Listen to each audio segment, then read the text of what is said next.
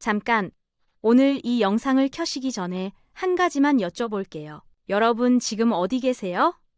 따뜻한 방 안에서 혹은 편안한 소파에 앉아서 이 영상을 보고 계실 겁니다. 스마트폰이 있고, TV가 있고, 냉장고엔 먹을 것이 있고, 어쩌면 너무 당연한 일상이라 그냥 지나치시겠. 1953년, 지금으로부터 70여 년 전, 바로 이 땅에서 살았던 사람들은 달랐습니다. 전쟁이 막 끝난 한국의 1인당 국민소득은 단 67달러였습니다. 지금 우리 돈으로 치면 한 달에 채 10,000원이 안 되는 수준입니다. 아프리카 가나보다 가난했고 필리핀 절반에도 못 미쳤습니다. 그런데 지금 한국의 1인당 국민소득은 얼마인지 아세요? 33,000달러가 넘습니다. 70년 만에 500배 가까이 뛰어오른 겁니다. 세계은행은 이것을 가리켜 역사상 가장 빠른 경제성장이라고 기록했습니다.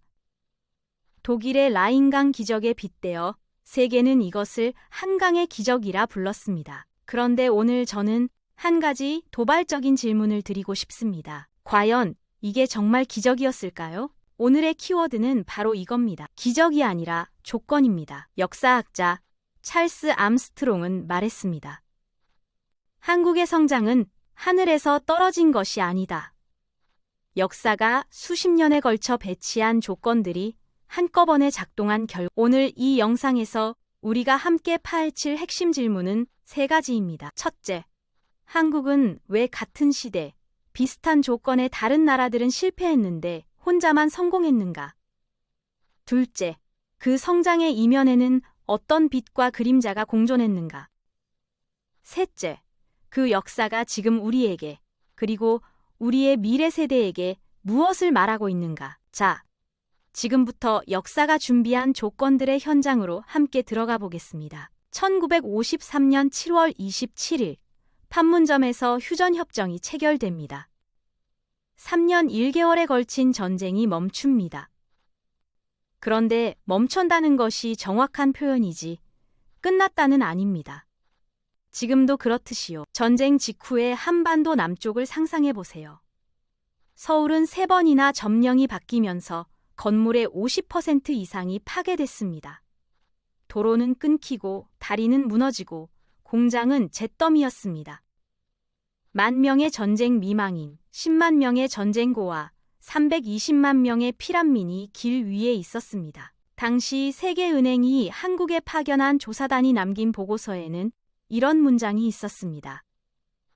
이 나라의 경제 재건은 사실상 불가능하다. 국제 원조에 영구적으로 의존하는 것 외에 다른 선택지가 없어 보인다. 불가능하다고 했습니다. 세계은행이요. 그런데 불과 30년 뒤, 그 나라는 자동차를 수출하고 철강을 수출하고 반도체를 수출하는 나라가 됩니다. 세계은행의 조사단이 틀렸던 겁니다. 혹은 역사가 예상을 완전히 뒤집은 겁니다. 역사에서 왜 하필 그때라는 질문은 항상 중요합니다. 한국의 기적이 1950년 80년대에 일어난 것은 결코 우연이 아닙니다. 세계는 냉전 콜드워의 시대였습니다. 미국과 소련이 직접 싸우지는 않지만 전 세계 모든 나라를 자기 편으로 끌어들이려는 치열한 이념 전쟁이 벌어지고 있었죠. 한국은 그 최전선에 있었습니다.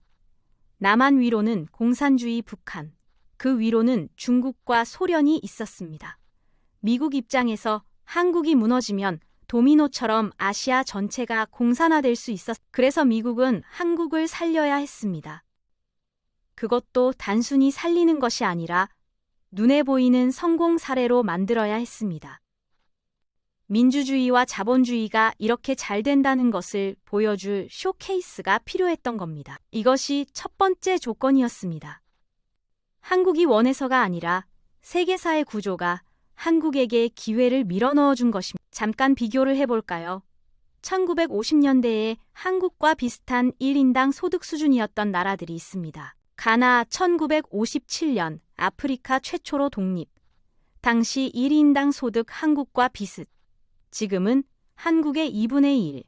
필리핀, 1950년대 아시아에서 가장 잘 살던 나라 중 하나.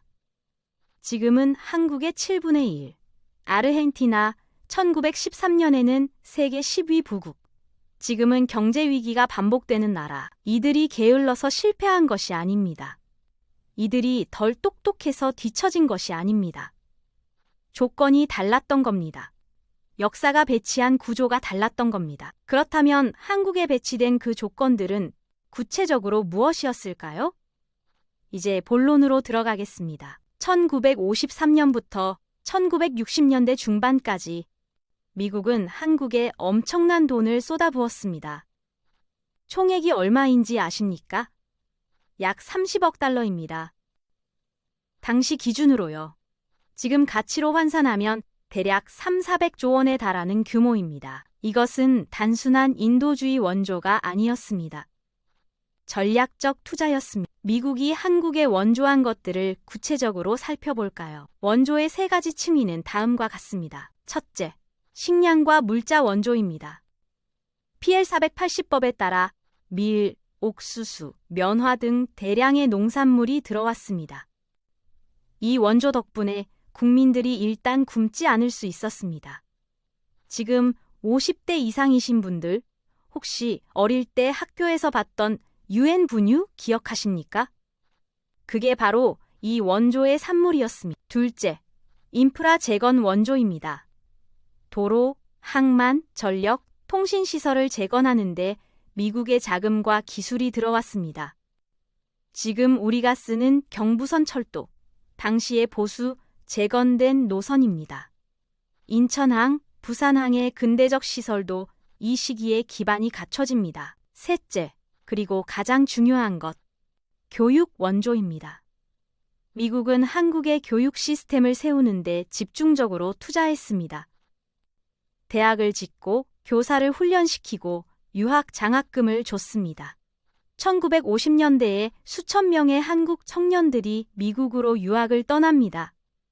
이들이 돌아와서 한국의 기술 행정, 의학, 공학을 이끌게 됩니다. 여기서 중요한 역사적 역설을 짚어드려야 합니다. 원조가 경제를 망친다는 이론이 있습니다. 아프리카에 수십 년간 원조를 했지만 오히려 자생력이 떨어졌다는 비판이죠. 그런데 한국의 원조는 왜 달랐을까요? 경제학자 네 크루거는 이렇게 분석했습니다. 한국의 원조가 성공한 이유는 원조가 소비에 쓰이는 것을 막고 인적 자본 형성에 집중됐기 때문이다. 쉽게 말하면 물고기를 줬을 뿐 아니라 물고기 잡는 법을 가르쳐줬다는 겁니다. 더 정확히는 물고기 잡는 배를 만들 수 있는 기술자를 길러냈다는 겁니다. 그런데 여기서 또 중요한 이면이 있습니다. 원조에는 조건이 붙었습니다. 미국 농산물을 수입하면서 한국의 국내 농산물 가격이 폭락했습니다. 농촌 경제가 무너지기 시작했습니다. 농민들이 도시로 몰려들었습니다. 이것이 나중에 도시 산업 노동력의 공급원이 되기도 했지만 동시에 수많은 농촌 가정의 비극이기도 했습니다. 역사는 항상 빛과 그림자를 함께 가지고 있습니다. 원조도 마찬가지였습니다. 1964년 박정희 정부는 중대한 결정을 내립니다. 베트남의 군대를 파병하기로 한 것입니다. 1915년 비둘기 부대 2,000명을 시작으로 1966년 이후에는 맹호 부대, 청룡 부대, 백마 부대가 잇따라 파병됩니다. 최대 파병 시기인 1969년에는 무려 5만 명의 한국 군인이 베트남 땅에 있었습니다. 1973년 완전 철수까지 총 32만 명이 참전했고 5,099명이 전사했습니다. 이 파병의 경제적 효과가 얼마나 됐을까요? 미국은 한국에 세 가지 대가를 지불했습니다. 첫째, 병사 한 명당 월급입니다. 당시 미국이 한국 군인에게 직접 지불한 급여는 월 30에서 40달러 수준이었는데 이것이 한국 가정으로 송금됩니다. 5만 명이 30달러씩 보내면 한 달에 150만 달러입니다. 1년이면 1,800만 달러. 당시 한국 외환 보유고의 상당 부분을 차지했습니다. 둘째, 베트남 건설 사업 수주입니다. 현대건설, 한진, 대우 같은 기업들이 베트남에서 도로, 항만, 막사, 군사시설을 지었습니다. 현대건설 창업주 정주영 씨는 베트남 파월 기간 중 태국만에서 항만 공사를 수주하면서 해외 건설의 기반을 닦습니다. 이때 쌓은 기술력과 해외 경험이 1970년대 중동 붐의 밑바탕이 됩니다. 셋째, 군수물자 납품과 외환 수입입니다. 한국 기업들이 미군의 군수물자를 납품하면서 달러를 벌었습니다. 베트남 특수로 한국이 벌어들인 외환은 10억 달러가 넘는 것으로 추산됩니다. 당시 한국 1년 수출액 수준에 맞먹는 금액이었습니다. 이것이 1960년대 한국 경제의 이륙에 결정적인 연료가 됩니다. 그런데 여기서 우리가 꼭 함께 생각해야 할 것이 있어. 그 돈은 어디서 온 것입니까? 그 돈은 베트남의 전쟁터에서 총을 들고 싸운 32만 명의 한국 청년들의 피와 땀으로 번 것입니다. 5,099명은 살아서 돌아오지 못했습니다. 수만 명이 부상을 입었고 많은 이들이 고엽제 후유증으로 평생 고통받았습니다. 경제학 교과서에는 베트남 특수로 한국 GNP가 연 3에서 5% 추가 성장했다고 나옵니다. 그런데 그 숫자 뒤에는 이름이 있습니다. 얼굴이 있습니다. 가족이 있습니다. 역사학자 박태균 교수는 이렇게 말합니다. 베트남 파병은 한국이 냉전 체제에 편입되면서 치른 비용이자 그 냉전 체제로부터 받은 혜택의 양면이야. 한강의 기적에는 이 이름 모를 청년들의 희생이 녹아 있습니다. 이것을 기억하는 것이 역사를 제대로 보는 것이다. 1970년 4월 박정희 대통령이 전국 지방장관 회의에서 처음 언급합니다. 우리 스스로 새마을을 가꾸는 운동을 전개하. 이것이 새마을 운동의 시작이었습니다. 처음에는 단순한 농촌 환경 개선 사업이었습니다. 초가집 지붕을 슬레이트로 교체하고 마을 진입로를 포장하고 공동 우물을 정비하는 것. 그런데 이것이 예상치 못한 사회혁명으로 이어집니다. 충청북도의 한 마을 이장이 남긴 회고록에 이런 내용이 있습니다. 1971년 겨울, 시멘트 335포대와 철근이 마을에 배달됐다. 마을 어른들이 모여 앉아 어떻게 쓸지 밤새 의논했다. 아무도 잠을 안 잤다. 새벽 4시에 삽을 들고 나갔다. 우리 손으로 뭔가를 만들 수 있다는 게 신기했다. 이것이 새마을 운동의 진짜 힘이었습니다. 하면 된다는 경험을 갖게 한 것. 물질적 지원이 아니라 심리적 전환이었다. 새마을 운동의 경제적 성과를 수치로 보겠습니다. 1970년 농가 송득 25만 5,800원, 1979년 농가 소득 222만 8천 원, 9년 만에 9배가 되었습니다. 물론 같은 기간 물가도 올랐습니다. 그래도 실질 소득은 3배 이상 증가했습니다. 전기가 없던 마을에 불이 켜졌습니다. 우물물을 길어먹던 마을에 수도가 놓였습니다.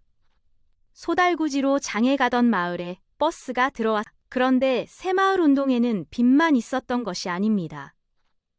역사는 공정하게 봐야 합니다. 첫째, 강제 동원의 문제입니다. 많은 경우 주민들의 자발적 참여가 아니라 행정 압력에 의한 동원이었습니다. 새마을 사업에 참여하지 않으면 마을 지원금이 줄어들었습니다. 자발성과 강제성이 뒤섞인 운동이었습니다. 둘째, 개발 과정에서 사라진 것들입니다. 수백 년 된 당산나무가 베어졌습니다. 마을 공동체의 전통적 공간들이 사라졌습니다. 개발의 이름으로 많은 것들이 지워졌습니다. 셋째, 정치 도구화의 문제입니다. 새마을 운동은 박정희 정권의 정당성을 강화하는 도구로 활용되었습니다. 유신 체제를 합리화하는 이데올로기로 작동했다는 비판이 있습니다. 역사학자들은 지금도 새마을 운동을 두고 논쟁합니다. 순수한 농촌 개발 운동이었는가? 아니면 개발 독재의 도구였는가? 아마도 둘 다였을 겁니다. 역사란 그런 것입니다. 하나의 색으로만 칠할 수 없는 여러분은 어떻게 보십니까? 1968년 2월 1일 박정희 대통령이 기자회견을 엽니다. 서울에서 부산까지 고속도로를 건설하겠습니다. 당시 반응은 조롱에 가까웠습니다. 야당 의원들은 말했습니다. 자동차도 없는 나라에 고속도로를 짓는다고? 돈 낭비다. 세계은행도 경고했습니다. 재원이 없다. 시기상조다. 미국 원조기관도 반대했습니다. 그런데 박정희는 밀어붙였습니다. 1968년 2월 착공, 1970년 10월 7일 완공, 2년 5개월 만에 430km를 뚫어냈습니다. 공사 현장에는 매일 2만 명이 넘는 인부들이 일했습니다. 터널을 뚫다가 다리를 놓다가 77명이 목숨을 잃었습니다. 도로 위에 그들의 이름이 새겨져 있지는 않지만 그 콘크리트 속에 그들의 희생이 있습니다. 경부고속도로가 개통된 뒤 어떤 일이 벌어졌을까요? 서울 부산 이동 시간이 12시간에서 4시간 30분으로 줄었습니다. 물류 비용이 급격히 떨어졌습니다. 공장과 시장이 연결됐습니다. 중소도시들이 산업도시로 변모했습니다. 경제학자들은 경부고속도로 하나가 1970년 80년 한국 GDP 성장에 연간 1에 2% 기여했다고 추산합니다. 도로 하나가 나라를 바꾼 겁니다. 1968년 박태준이라는 인물이 세계 각국을 돌아다닙니다. 목적은 제철소 건설 자금을 빌리는 것이었습니다. 세계은행은 거절했습니다. 한국의 제철소는 불필요하다. 미국도 거절했습니다. 기술도 없고 경험도 없다. 영국도 거절했습니다. 논 위에 제철소를? 박태준은 일본으로 갔습니다. 대일 청구권 자금 1억 달러 중 일부를 투자받는 데 성공합니다. 일제강점기의 배상금이 제철소의 종자돈이 된 겁니다. 역사의 아이러니입니다. 1970년 4월 1일 포항 영일만 허허벌판에서 착공식이 열립니다. 박태준은 직원들에게 이렇게 말했습니다. 우리가 실패하면 영일만에 빠져 죽자. 그게 우리 조상들과 국민들에게 속죄하는 길이다. 과격한 말처럼 들리지만 그 절박함이 그들을 움직였습니다. 1973년 포항제철 1기 설비가 가동됩니다. 그해 생산된 조강 103만 톤. 1992년에는 2100만 톤을 생산하며 세계 최고 수준의 효율을 자랑하는 제철소가 됩니다. 오늘날 포스코, POSCO의 전신, 바로 그 포항제철입니다. 1973년 10월 제4차 중동전쟁이 터집니다. 아랍 산유국들이 석유 수출을 중단합니다. 이것이 오일 쇼크입니다. 세계 경제가 흔들립니다. 그런데 한국은 이 위기에서 기회를 봤습니다. 5일 달러로 부자가 된 사우디아라비아, UAE, 쿠웨이트 등 중동 국가들이 도로, 항만, 빌딩, 병원을 짓기 시작했습니다. 거대한 건설 시장이 열린 겁니다. 여기에 뛰어든 것이 한국 건설 회사들이었습니다. 현대건설, 대림산업, 삼성물산, 동아건설, 1975년부터 1985년까지 10년간 한국 건설 회사들이 중동에서 수주한 금액은 무려 400억 달에 달합니다. 사막에서 일하는 한국 근로자들의 이야기는 지금도 전설처럼 남아 있습니다. 50도에 가까운 사막의 열기 속에서 하루 12시간씩 일했습니다. 한국에 있는 가족에게 월급의 대부분을 송금했습니다. 1970년대 후반 한국의 외환 수입 중 건설 수출이 차지하는 비중이 30%를 넘었습니다. 사막에서 캔 달러가 한강의 기적을 완성하는 마지막 퍼즐 조각이 됐습니다. 여기서 역사가 가장 첨예하게 갈리는 지점에 서겠습니다. 박정희라는 인물입니다. 1961년 군사 쿠데타로 권력을 잡고 1972년 유신헌법으로 종신 독재 체제를 구축하고 1979년 자신의 측근의 총에 맞아 사망한 인물. 이 사람을 어떻게 평가해야 하는가? 이것은 지금도 한국 사회가 해결하지 못한 가장 뜨거운 역사적 논쟁입니다. 한편에서는 말합니다. 박정희가 없었다면 한강의 기적은 없었다. 강력한 리더십이 후진국의 빠른 발전을 가능하게 했다. 다른 한편에서는 말합니다. 박정희의 개발은 민주주의를 희생시킨 대가였다. 그 시절 감옥에 갔던 수많은 사람들, 고문당한 사람들, 그 가족들의 고통은 어떻게 셀 것이다. 둘 다 사실입니다. 경제는 성장했고 자유는 억압됐습니다. 이 두 가지 사실을 동시에 안고 가는 것이 역사를 제대로 보는 방법입니다. 비교를 하나 해볼까요? 같은 시기 아프리카에도 개발 독재 지도자들이 많았습니다. 자이르의 모부투, 우간다의 이디 아민. 이들은 권력을 사유화했고 나라를 더 가난하게 만들었습니다. 개발 독재가 성공하려면 단순히 강함만으로는 안 됩니다. 강함에 경제에 대한 집착이 더해지고 부패를 통제하며 국제 환경도 뒷받침되어야 합니다. 박정희는 이 조건들을 갖췄습니다. 적어도 경제적 측면, 역사가 우리에게 묻습니다. 빵과 자유 중 하나를 선택해야 한다면 당신은 어떤 선택을 하겠습니까? 그 선택을 강요받았던 시대가 바로 그 시절이었습니다. 자, 이제 과거에서 나와 현재로 돌아오겠습니다. 한강의 기적이 만들어낸 오늘의 대한민국을 숫자로 보겠습니다. 2024년 기준 GDP 세계 13위, 1인당 국민소득 33,000달러, 수출 세계 7위, 반도체, 자동차, 조선, K 콘텐츠로 세계 시장을 석권, 삼성전자 시가총액 세계 10위권, BTS 오징어 게임, 봉준호 감독, 불과 70년 전 세계은행이 재건 불가능이라고 했던 나라가 이렇게 됐습니다. 그런데 이 성과의 이면에는 무엇이 있을까? 한국의 경제 성장에는 세 가지 비용이 있었습니다. 그리고 그 비용은 지금도 청구되고 있습니다. 첫째, 노동자들의 희생입니다. 1970년 11월 13일 서울 평화시장의 봉제 노동자 전태일 씨가 분신합니다. 근로기준법을 준수하라. 우리는 기계가 아니다. 하루 열날에서 실루시간 노동 월급 2,000원, 폐결핵이 일상인 공장. 그 희생 위에 섬유 수출이 있었고 그 섬유 수출 위에 한강의 기적이 있었습니다. 둘째, 환경의 희생입니다. 낙동강, 한강이 오염됐습니다. 공장 굴뚝에서 나오는 연기가 하늘을 뒤덮었습니다. 성장이 먼저였고 환경은 나중이었습니다. 그 청구서를 우리 세대가 지금 받고 있습니다. 셋째, 농촌의 희생입니다. 도시에 산업 노동력을 공급하기 위해 농촌이 텅 비었습니다. 지금 한국 농촌의 고령화 문제, 그 뿌리가 여기 있습니다. 농업 전문가로서 제가 직접 현장에서 보는 문제입니다.